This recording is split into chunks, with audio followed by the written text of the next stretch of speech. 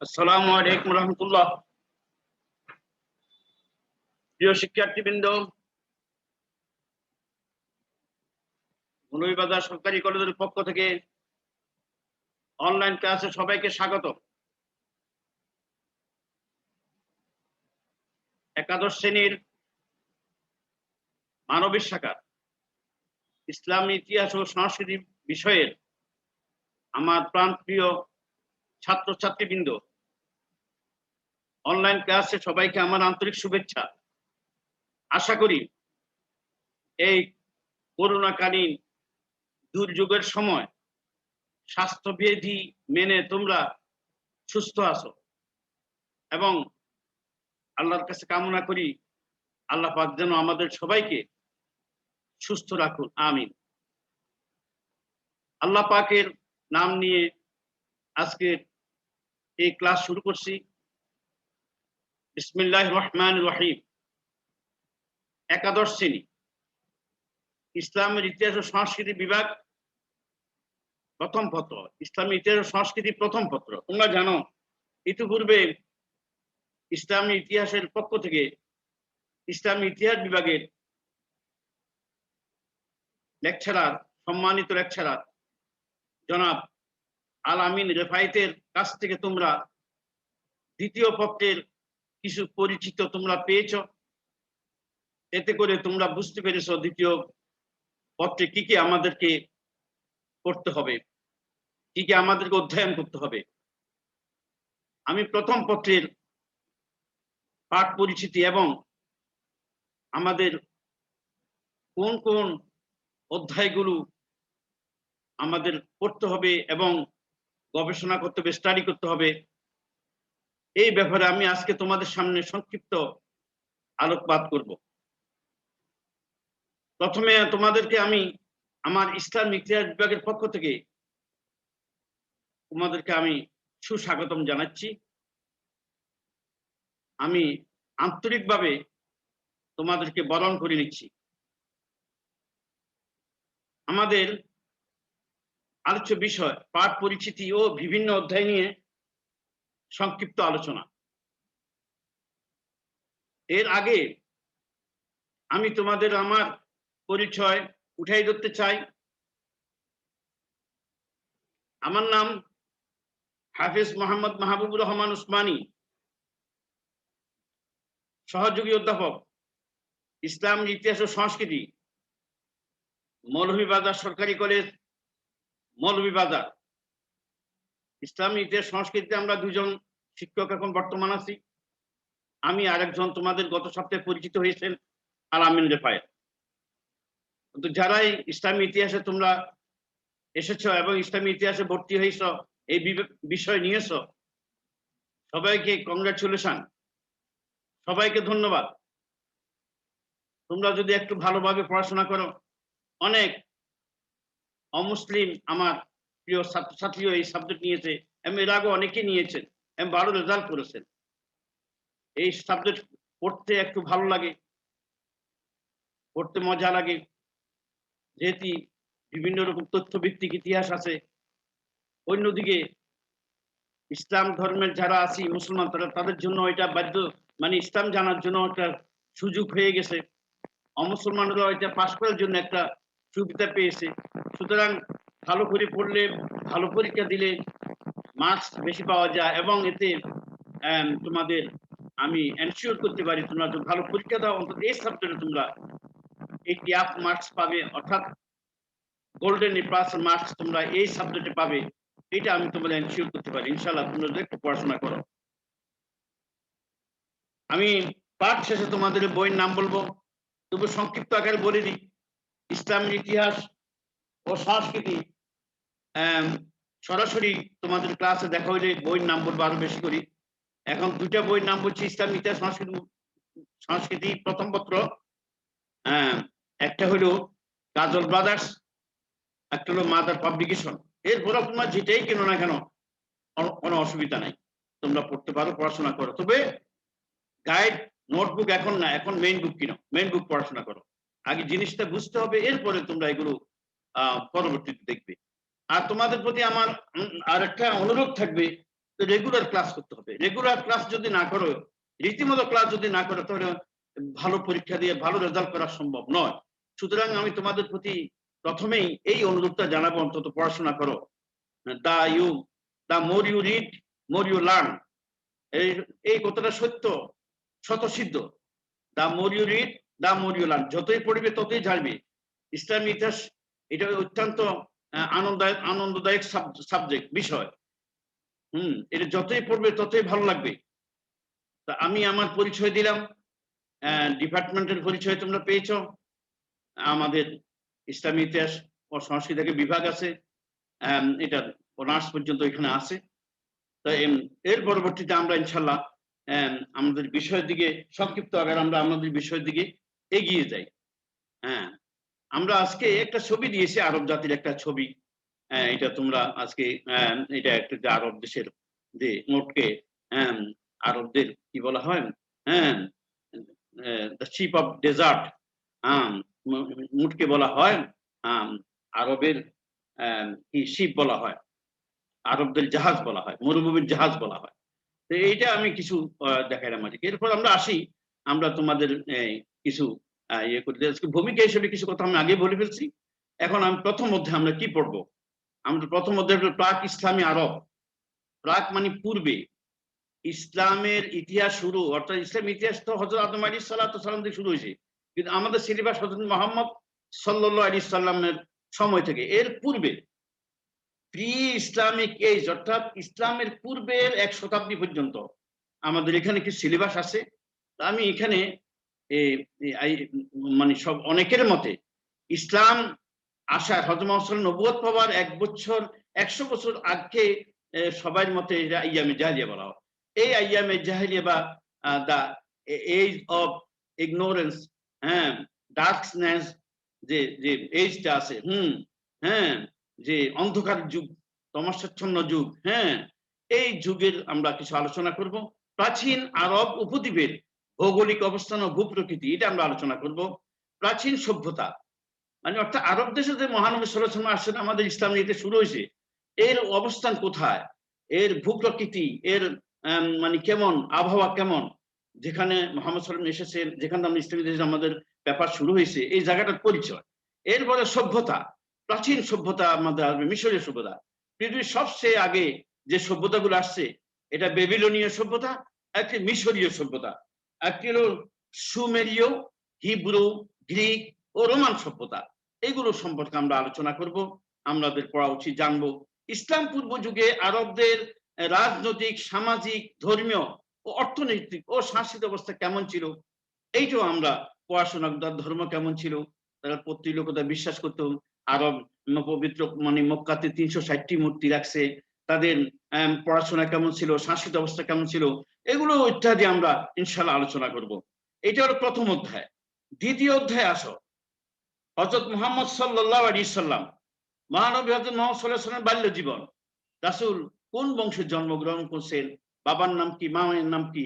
বাবার নাম আব্দুল্লাহ, মায়ের নাম আমেনা, দাদার নাম আব্দুল মুত্তালিব, চাচার নাম আবু তালেব, ইত্যাদি। বাল্য জীবনটা, বাল্য জীবনের পরে আমরা যাব মক্কি জীবনে, নবুয়ত পাওয়ার পরে মক্কাতে যে যিনি অবস্থান করছেন 13 বছর, এই মাক্কি জীবন বলা হয়। এই মক্কা জীবনে তার অবস্থান কি ছিল, তার কিভাবে অত্যাচার, নির্যাতনের শিকার হয়েছেন, এখানে তিনি মেরাজে গেছেন, 3 বছর জেলে ছিলেন, সব বয়কট করেছিল, এইভাবে তিনি হেল্পফুল ফুজুর সংগঠন কায়েম করছেন। এগুলো নবুয়ত প্রাপ্তি পর্যন্ত আমরা বাল্য জীবন। এরপরে মাক্কি জীবনের পরে আমাদের হিজরত করছেন, হিজরতের কারণ ও ফলাফল, কেন হিজরত করলেন, হিজরা মানে ত্যাগ করা। তিনি কেন মক্কাতে ত্যাগ করে মদিনায় গেলেন, এবং মদিনার নাম ছিল ইয়াসরিব। তিনি যাওয়ার পরে এটা মদিনাতুন নবী হয়ে গেল। কেন তিনি মদিনায় গেলে হিজরত করলেন, এবং হিজরত করার পরে পরে সাথে সাথে সকল ধর্মাবলম্বী লোকদেরকে নিয়ে, বিশেষ করে ইহুদি তারা ছিল, আউস খাজরাজ, এদেরকে নিয়ে মক্কা থেকে যারা মদিনা হিজরত করছেন, এরা হচ্ছে মুহাজির। যারা মদিনা থেকে মুসলমানদেরকে সাহায্য করছে, এরা আনসার। এই যে আনসার, মুহাজির এবং মানে ইহুদিরা অনেক শত শত গোত্র ছিল, সবাই মিলে একসাথে যেন বিভিন্ন ধর্মাবলম্বীরা বসবাস করতে পারে, সকল নিজ নিজ ধর্ম যেমন স্বাধীনভাবে পালন করতে পারে, নিরাপত্তা থাকতে পারে, এই জন্য একটা মদিনা সনদ দিয়েছেন। It was first written constitution of the world.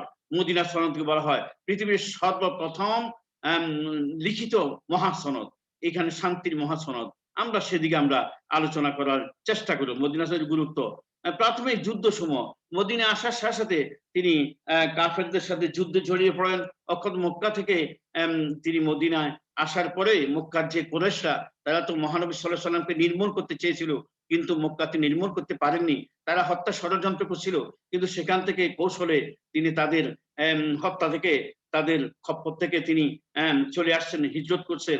এতে করে তারা কিন্তু তাদের ঈর্ষা আরো বেড়ে গেছে, তাদের রাগ আরো বেড়ে গেছে। তারা কিভাবে এই ইসলামকে নির্মূল করতে পারে, ইসলাম নির্মূল করার জন্য, মুসলমানকে ধ্বংস করার জন্য তারা সিরিয়া ব্যবসা করতো, তাদের প্রতিমধ্যের পথের কাটাকে সরিয়ে দেওয়ার জন্য তারা মহানবী সাল্লাল্লাহু আলাইহি ওয়াসাল্লাম কয়েকটি যুদ্ধে ইসলামকে নির্মূল করার জন্য লিপ্ত হয়েছে।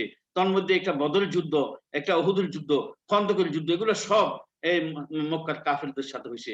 অন্যান্য আরো কিছু যুদ্ধ হয়েছে, তবে এই সকল যুদ্ধগুলো অন্যান্য সাথে হয়েছে, কিন্তু মক্কার কুরাইশদের সাথে 3টা বড় বড় যুদ্ধ হয়েছে।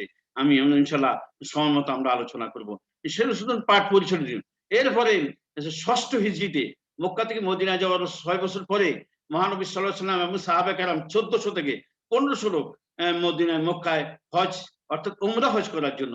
আমরা জানি হজ ফরজ হয়েছে 9ম হিজরিতে, 8ম হিজরিতে মক্কা বিজয়, 9ম হিজরিতে হজ ফরজ হয়েছে, এবং তারা হজ ফরজ হওয়ার পরে 9ম হিজরিতে মানে 10ম হিজরিতে মহানবী সাল্লাল্লাহু আলাইহি ওয়াসাল্লাম হজ করছেন, বিদায় হজ শেষ হজ। কিন্তু এর আগে মক্কা বিজয়ের আগে যে হজ করছেন, হজের জন্য যে আসছেন, এটাকে ওমরা হজ বলা হয়। 6ষ্ঠ হিজরিতে ওমরা হজ করার জন্য আসছিলেন, কিন্তু তারা বাধা দিয়েছে, সম্ভব হয় নাই।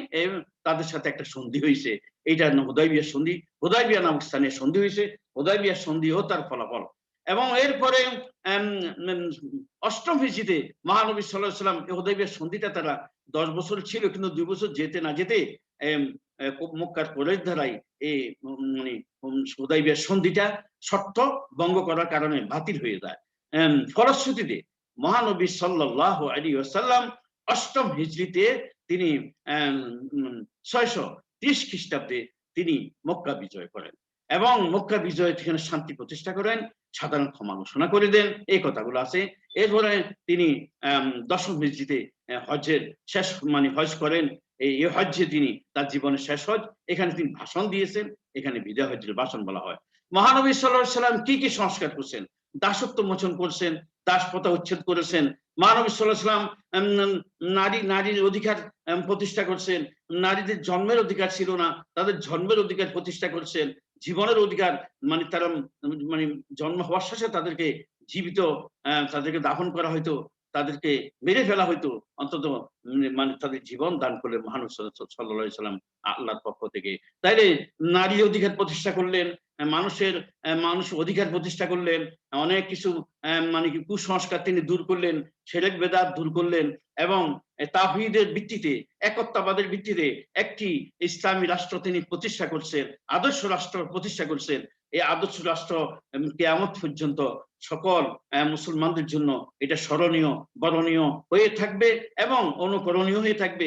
যারা এই আদর্শ রাষ্ট্র অনুকরণ করে, তাদের মদিনাতে যেমন মহানবী সাল্লাল্লাহু আলাইহি ওয়াসাল্লাম শান্তি প্রতিষ্ঠা করছেন, সবাই সেখানে সব জায়গায় আজকে শান্তি হবে। আজকে ধর্ষণের মানে উৎসব চলছে, এই দর্শন বন্ধ করে দিয়েছেন মহানবী সাল্লাল্লাহু আলাইহি ওয়াসাল্লাম। মক্কা থেকে মদিনায় এসে ইসলামী রাষ্ট্রের গোড়াপত্তনের কারণে গোড়াপত্তন করে তিনি আইন করে দর্শন বন্ধ করে দিয়েছেন, হত্যার আইন করেছেন, তাদেরকে কি নিক্ষেপ করেছেন, পাথর নিক্ষেপের মাধ্যমে, মৃত্যুদণ্ডের মাধ্যমে দর্শন বন্ধ করে দিয়েছেন, জেনা ব্যভিচার বন্ধ করে, অনাচার বন্ধ করিয়ে দিয়েছেন, মানুষ জীবনের নিরাপত্তা দিয়েছেন। এগুলো সব আমরা মহানবী সাল্লাল্লাহু আলাইহি ওয়াসাল্লামের সংস্কার সমূহের মধ্যে আছে। সবচেয়ে মানবাধিকার তিনি প্রতিষ্ঠা করেছেন, মানুষের জানমালের নিরাপত্তার ব্যবস্থা করেছেন। মহানবী সাল্লাল্লাহু আলাইহি ওয়াসাল্লাম চারিত্রিক গুণাবলী, মহানবী সাল্লাল্লাহু আলাইহি ওয়াসাল্লাম শ্রেষ্ঠ। পবিত্র কোরআন শরীফে আল্লাহ পাক কোরআনে বলছেন, ওয়া ইন আউযু বিল্লাহি মিনাশ শাইতানির রাজীম ওয়া ইন্নাকা লাআলা খুলুকিন আযীম। হে নবী, আমি আপনাকে মহান চরিত্রের অধিকারী বানাইছি। রাসূলের চরিত্র আমাদের জানা উচিত, তাহলে আমরা অনুসরণ করব। আমাদের জীবনকে যদি সফলতা আমাদের যেতে হয়, সফলতা অর্জন করতে হয়, মহানবী সাল্লাল্লাহু আলাইহি ওয়াসাল্লামের জীবনী আমাদেরকে অনুসরণ করতে হবে। আল্লাহ পাক কোরআনে বলছেন, লাকাদ কানা লাকুম ফি রাসূলিল্লাহি উসওয়াতুন হাসানাতুন লিমান কানা ইয়ারজুল্লাহ ওয়াল ইয়াউমিল আখির। তোমাদের মধ্যে যারা আল্লাহকে চাও এবং যারা আখিরাতে কামিয়াবি চাও এবং যারা সফলতা চাও, একমাত্র নবীর জীবন রয়েছে তোমাদের উত্তম আদর্শ। সুতরাং নবীর জীবন অনুসরণ করার মাধ্যমে ব্যক্তিগত জীবনে, পারিবারিক জীবনে, দাম্পত্য জীবনে, সামাজিক জীবনে, রাষ্ট্রীয় জীবনে এবং আন্তর্জাতিক জীবনে সর্বক্ষেত্র নবীর আদর্শ অনুসরণ করার মাধ্যমে আমাদের দুনিয়াতে শান্তি এবং আখিরাত দুনিয়ার কল্যাণ, আখিরাতের মুক্তি নিহিত রয়েছে। এই সেই কথাগুলো আমরা আলোচনা করব। এরপর তৃতীয় অধ্যায় খোলাফায়ে রাশিদিন। খোলাফা মানে খলিফা হচ্ছে মানে খোলাফার বহু বছর, মানে খলিফার বহু বছর খোলাফা, খলিফা মানে প্রতিনিধি। খোলাফায়ে রাশিদিন, রাশিদ মানে অর্থ অনুযায়ী মানে যারা সৎ পথ প্রদর্শক, সৎ পথের অধিকারী, তারা হচ্ছে রাশেদ। আর মুর্শেদ অর্থ হচ্ছে যারা সৎ পথ দেখায়, সৎ পথ প্রদর্শনকারীদেরকে মুর্শেদ বলা হয়। মহানবী সাল্লাল্লাহু আলাইহি ওয়াসাল্লাম হচ্ছেন মুর্শেদ, সৎ পথ প্রদর্শনকারী, সৎ পথ দেখিয়েছেন। আর এরা সৎ পথ পেয়েছে, সৎ পথ প্রাপ্ত, এরা হচ্ছে রাশেদিন। আর মোহাম্মদ সাল্লাল্লাহু মুর্শেদ, এরা রাশেদ। আর চার খলিফা সৎপথ পেয়েছেন এবং চার খলিফা মহানবী সাল্লাল্লাহু আলাইহি সাল্লামের পদাঙ্ক অনুসরণ করেছেন এবং এই চার খলিফা আল্লাহর কোরআন এবং রাসূলের সুন্নাহ অনুযায়ী রাষ্ট্র পরিচালনা করেছেন বিদায় এরা হচ্ছে সৎপথ প্রাপ্ত বা সুপথের অধিকারী চারজন খলিফা। উমাইয়াদের মধ্যে হযরত ওমর বিন আব্দুল আজিজ এই চার খলিফার পদাঙ্ক অনুসরণ করার কারণে তাকেও পঞ্চম খোলাফায়ে রাশিদিন বলা হয়। আল্লাহ রাসূলকে হচ্ছেন মুর্শেদ, অর্থাৎ সঠিক পথ তিনি দেখাইছেন। এই জন্য একটা গান আছে, তাওহীদেরই মুর্শিদ আমার মুহাম্মাদির নাম, মুর্শিদ মুহাম্মাদির নাম, ওই নাম জপলে বুঝতে পারি খোদারি কালাম, মুর্শিদ মুহাম্মাদির নাম।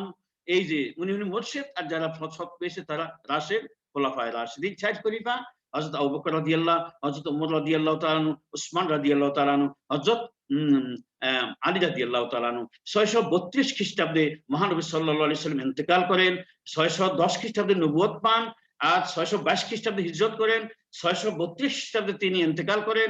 632 খ্রিস্টাব্দে প্রথম খলিফা খেলাফতে রাশেদার তিনি খেলাফত প্রতিষ্ঠা করেন এবং চার খলিফার সময় 660 পর্যন্ত 61 পর্যন্ত। 661 সালে এখানে আমি কিছু তাদের নির্বাচন নীতি, চার খলিফা কেমন গণতান্ত্রিকভাবে নির্বাচিত হয়েছেন, আবু বকর নির্বাচিত হয়েছেন, তার প্রাথমিক সমস্যাগুলো কি ছিল এগুলো তিনি দূর করেছেন। তিনি যারা যাকাত দেয় না, যারা ভণ্ড নবুয়তের পরিচয়, যারা ধর্ম ত্যাগ করি, যারা নবুয়ত দাবি করছে, ভণ্ড নবুয়তের দাবি করছে এবং এদেরকে তিনি দমন করছেন, রিদ্দার যুদ্ধ করছেন।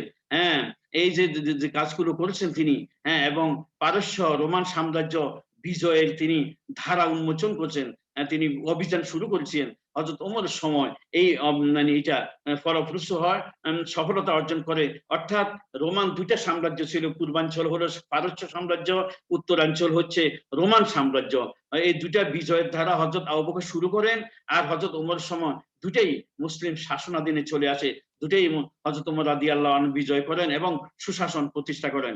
এখানে ধন্দের সূত্র চরিত্র কীর্তকার হযরত আবু বকর। এরপর আমরা আসি হযরত ওমর, তিনি খেলাফত যে সম্প্রসারণ করেছেন, কাদিসিয়ার যুদ্ধের মাধ্যমে তিনি পারস্য জয় করেছেন, আর ইয়ারমুকের যুদ্ধের মাধ্যমে তিনি রোমান সাম্রাজ্য পুরা জয় করেছেন। এই জন্য তিনি তার মানে তার খেলাফতের সম্প্রসারণ, শাসন ব্যবস্থা, এখানে শাসন দন্তেশ্ব হবে বলে এটা মদিনেশ্বরে হয়েছে, শাসন ব্যবস্থা, চরিত্র কৃতিত্ব। হযরত ওমর রাদিয়াল্লাহু তাআলা আনহু এমন চরিত্রবান ছিলেন যে আমরা সময় মতো আমরা আলোচনা করব। মহানবী সাল্লাল্লাহু আলাইহি সাল্লাম বলছেন, যদি আমার পরে কোন নবী হতো লাকান ওমর, ওমর নবী হতো। নবী হওয়ার জন্য সকল কোয়ালিটি আল্লাহ রাব্বুল আলামিন হযরত ওমরকে দান করেছেন। সুতরাং উনি চরিত্রবান ছিলেন এবং ওনার 10 বছর শাসন করছেন। এরপরে তিনি হযরত ওসমান রাদিয়াল্লাহু তাআলা আনহু আসেন। হযরত মানে আবু বকর 2 বছর, ওমর 10 বছর, ওসমান রাদিয়াল্লাহু 12 বছর। প্রথম 6 বছর তিনি ভালোভাবে শাসন করছেন, পরের 6 বছর একটু গোলযোগ হয়ে গেছে, বিশৃঙ্খলা হয়ে গেছে। দুর্বৃত্তরা কিছু অভিযোগ নিয়ে তার বিরুদ্ধে অভিযোগ নিয়ে আসে এবং অভিযোগের মানে পরিপ্রেক্ষিতে হঠাৎ করে তারা মদিনা আক্রমণ করে হযরত ওসমান রাদিয়াল্লাহু তাআলা আনহুকে নৃশংসভাবে হত্যা করে। আমরা এই সময় মতো এগুলো আমরা আলোচনা করব। এই হত্যার কারণগুলো আমরা বলবো। তার হযরত ওসমান রাদিয়াল্লাহু তাআলার চরিত্র এগুলো আলোচনা করব। হযরত আলী রাদিয়াল্লাহু তাআলা আনহু যখন ক্ষমতা নিলেন তখন আলীও একটা গৃহযুদ্ধ শুরু, হযরত ওসমান রাদিয়াল্লাহু তাআলা আনহু হত্যাকে কেন্দ্র করে একটা গৃহযুদ্ধ শুরু হয়। হযরত আলী এবং হযরত আয়েশার মধ্যে ভুলবশত যুদ্ধ হয়ে গেল, অস্ত্রের যুদ্ধ। এবং হযরত আলী, হযরত মুয়াবিয়া প্রাদেশিক গভর্নর, সিরিয়ার প্রাদেশিক গভর্নর হযরত মুয়াবিয়ার সাথে একটা যুদ্ধ হয়ে গেল দুঃখজনকভাবে। এটা আগেরটা হলো অস্ত্রের যুদ্ধ, পরে সিফফিনের যুদ্ধ। এই যুদ্ধের কারণে খারিজিদের উৎপত্তি হয়েছে। সুতরাং এগুলো খারিজিদের লেখা আছে, সিও খারিজি। এরপরে মুয়াবিয়া যখন ক্ষমতায় আসলেন, ইয়াজিদকে ক্ষমতা দিয়ে গেলেন। ইয়াজিদের সময় কারবালা ইমাম হুসাইনের সাথে কারবালায় যে যুদ্ধ হয়েছে, মর্মান্তিকভাবে নৃশংসভাবে ইমাম হুসাইন কারবালার প্রান্তরে শাহাদাত বরণ করছেন। খেলাফতকে পুনঃপ্রতিষ্ঠা করার জন্য, যেহেতু রাজতন্ত্র শুরু হয়ে গেছে, খেলাফতকে পুনঃপ্রতিষ্ঠা করার জন্য তিনি চেষ্টা করেছেন। এই চেষ্টা তিনি শাহাদাত বরণ করছেন। এর এই কারবালার রক্তের বিন্দু থেকে শুরু হয়ে গেল শিয়া দলের উৎপত্তি। আমরা যথাসময় আমরা এটা আলোচনা করার চেষ্টা করব। হ্যাঁ, এরপরে খোলাফায়ে রাশিদিনের শাসন ও সামাজিক বৈশিষ্ট্য। এখানে হযরত আলীর কথা বলছে। আলীর সময় তো মানে গৃহযুদ্ধের মধ্যে সেখানে ছিল। হ্যাঁ, তার চরিত্র হযরত আলী। এরপরে আমরা বিভিন্ন সম্প্রদায়ের উৎপত্তি আমরা কিছু বলেছি। এরপর আমরা আসি উমাইয়া খেলাফত। হ্যাঁ, উমাইয়া খেলাফত আমরা বলেছি এখানে প্রতিষ্ঠা। উমাইয়া খেলাফত প্রতিষ্ঠা হয়েছে 661 সালে। এখানে হযরত মুয়াবিয়া রাদিয়াল্লাহু তাআলা আনহু এই খেলাফত প্রতিষ্ঠা করছেন। এই খেলাফতের ১৪ জন খলিফা ছিল। প্রথম খলিফা হযরত মুয়াবিয়া রাদিয়াল্লাহু তাআলা আনহু, শেষ খলিফা দ্বিতীয় মারওয়ান। যেহেতু মুয়াবিয়া ছিলেন উমাইয়া বংশের, সেহেতু এই খেলাফতকে উমাইয়া যেহেতু শাসক ছিলেন, প্রতিষ্ঠা করছেন, এই জন্য উমাইয়া বংশের কারণে তার প্রতিষ্ঠিত খেলাফতকে উমাইয়া খেলাফত বলা হয়। তিনি সামরিক অভিযান, তিনি মধ্য এশিয়া, আফ্রিকা তিনি বিভিন্ন জায়গায় জয় করছেন। হ্যাঁ, এই জন্য তার এইগুলো সামরিক অভিযানগুলো আসবে। এরপরে তার শাসন ব্যবস্থা আসবে, চরিত্র আসবে। ইয়াজিদ তিনি মনোনীত করে দিয়ে গেলেন ইয়াজিদকে, মানে তিনি রাজতন্ত্র প্রতিষ্ঠা করে গেলেন। এই রাজতন্ত্রের বিরুদ্ধে কথা বলতে কি ইমাম হুসাইন কারবালা শহীদ হলো, সেগুলো আমি বলছি। এরপরে মানে ১৪ জন খলিফার মধ্যে শ্রেষ্ঠ খলিফা কয়েকজন ছিলেন। উমাইয়া খলিফা, উমাইয়ার প্রতিষ্ঠাতা মুয়াবিয়া, এবং তিনি শ্রেষ্ঠ খলিফা আব্দুল মালিক এবং ওয়ালিদ এবং উমর বিন আব্দুল আজিজ, এরা শ্রেষ্ঠ খলিফা ছিলেন। তাদের শাসনগুলো আসবে পুনর্গঠন, উমাইয়া শাসন পুনর্গঠন, সুদৃঢ়করণ, শাসননীতি সংস্কার, চরিত্রকৃত ওয়ালিদ বিন আব্দুল মালিক। হ্যাঁ, খেলাফত সম্প্রসারণ, চরিত্রকৃত ওমর বিন আব্দুল আজিজ, শাসন সংস্কার, চরিত্রকৃত। উমাইয়া খেলাফতের ক্রমবর্তী ও পতন, উমাইয়া আমলের আর্থসামাজিক বৈশিষ্ট্য, উমাইয়া আমলের শিল্প, স্থাপত্য ও সাহিত্য, সাংস্কৃতিক চর্চা, এগুলো আসবে। পঞ্চম অধ্যায়ে আমরা আব্বাসী খেলাফত। উমাইয়া খেলাফত 750 পর্যন্ত ছিল। 750 খ্রিস্টাব্দে আব্বাসীয় আন্দোলনের কাছে উমাইয়াদের পতন ঘটে। জাহাবের দ্বিতীয় জাহাবের যুদ্ধে উমাইয়াদের পতন হয়, আব্বাসীয়রা বিজয় লাভ করে। 750 খ্রিস্টাব্দে তারা খেলাফত প্রতিষ্ঠা করে। আব্বাসীয় খেলাফত 750 থেকে 1258 পর্যন্ত। তাদের খলিফাদের সংখ্যা ছিল 37 জন। প্রথম খলিফা আবুল আব্বাস আস-সাফা, শেষ খলিফা মুস্তাসিম বিল্লাহ। 1258 সালে এই খেলাফতের পতন ঘটে। হালাকু খান এই খেলাফতের বিলুপ্ত ঘটান, ধ্বংস করে দেন। 16 থেকে 20 লক্ষ নরনারীকে হত্যা করেন হালাকু খান, সেই চেঙ্গিস খানের প্রপুত্র হালাকু খান।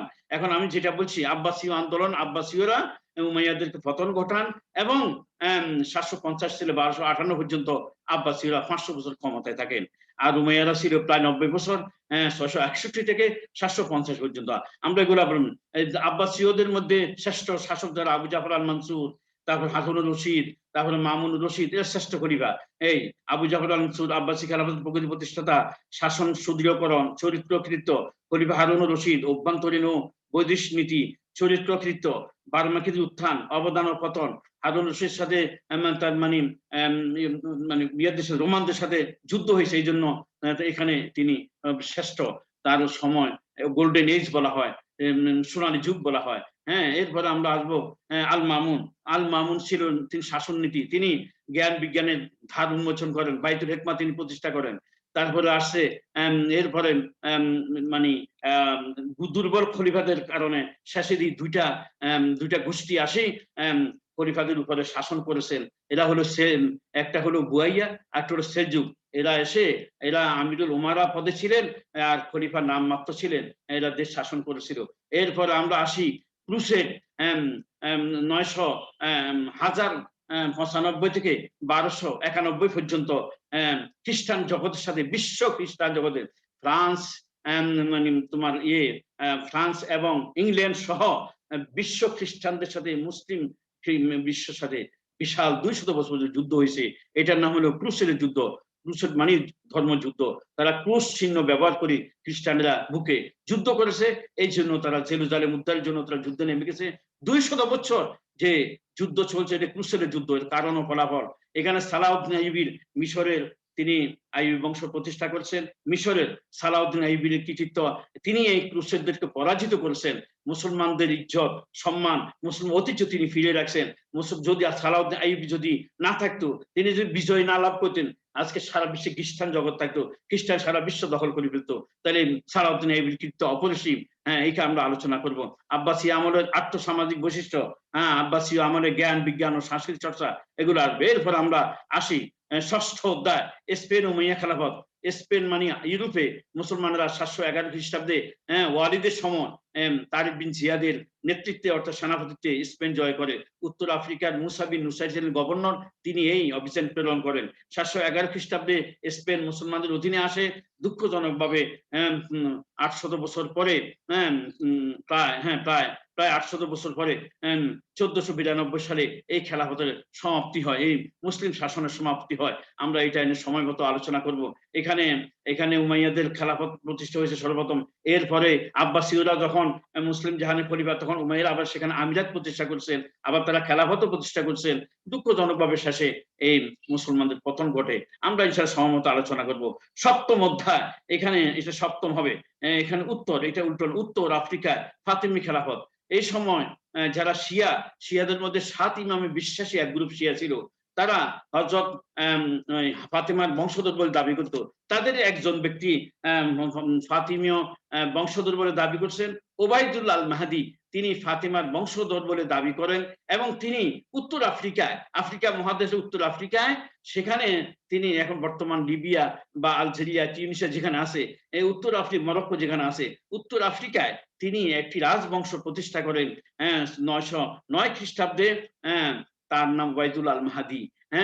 ওবাইদুল আল মাহদী নিজকে হযরত ফাতেমার বংশধর বলে দাবি করেন বিদায় এই খেলাফতকে ফাতিমীয় খেলাফত বলা হয়। এই ফাতিমীয় খেলাফত শৌর্য বীর্যের উন্নত শিখরে গেছে। আল মুইজ শ্রেষ্ঠ শাসক ছিলেন, জ্ঞান বিজ্ঞানেরও ধার উন্মোচন করেছে। এই জন্য তারা দারুল হিকমা প্রতিষ্ঠা করেছেন।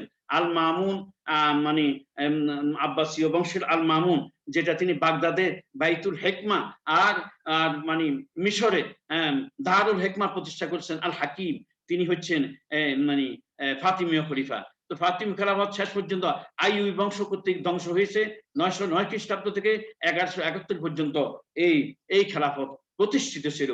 আজকে আমি বেশি আলোচনা করতে আর পারছি না, যেহেতু যান্ত্রিক গোলযোগের কারণে আজকে অনেকক্ষণ অপেক্ষায় ছিলাম, কারণ ছিল না। তাড়াতাড়ি আমি শেষ করে দিয়ে দিচ্ছি। পরবর্তীতে ইনশাল্লাহ আগামী শনিবারে তোমাদের সেই যথাযথভাবে আমাদের সিভিলাইজেশন থেকে শুরু করবো, মিশরীয় সভ্যতা থেকে আমরা আলোচনা শুরু করবো। তোমরা ভালো থাকো, তৎক্ষণাৎ পর্যন্ত তোমরা সিলেবাস নিয়ে পড়াশোনা করো। তোমরা একটা বই কিনে নিলে সেখানে সিলেবাস পাবে। তোমরা ভালো থাকো, সুস্থ থাকো এবং তোমরা ভালোভাবে লেখাপড়া করার চেষ্টা করো এবং ভালো রেজাল্ট করতে পারবে এবং মনোযোগ দিয়ে মেইন বুক পড়াশোনা করলে তোমরা ভালো রেজাল্ট করতে পারবে। তোমরা ভালো থাকো, সুস্থ থাকো। আল্লাহ পাক করোনা মহামারী থেকে আমাদের সবাইকে হেফাজত করুন। আমি তোমাদেরকে ধন্যবাদ। এই ক্লাসের ব্যবস্থা করে দিয়েছেন আমাদের মৌলভীবাজার সরকারি কলেজের সুনামধন্য অধ্যক্ষ, আমাদের প্রাণপ্রিয় অধ্যক্ষ মহোদয় জনাব ডক্টর ফজলুল আলী স্যারকেও ধন্যবাদ। সবাইকে ধন্যবাদ জানিয়ে আমি আজকের ক্লাস এখানে সমাপ্তি ঘোষণা করছি। আসসালামু আলাইকুম ওয়া রাহমাতুল্লাহি ওয়া বারাকাতুহু।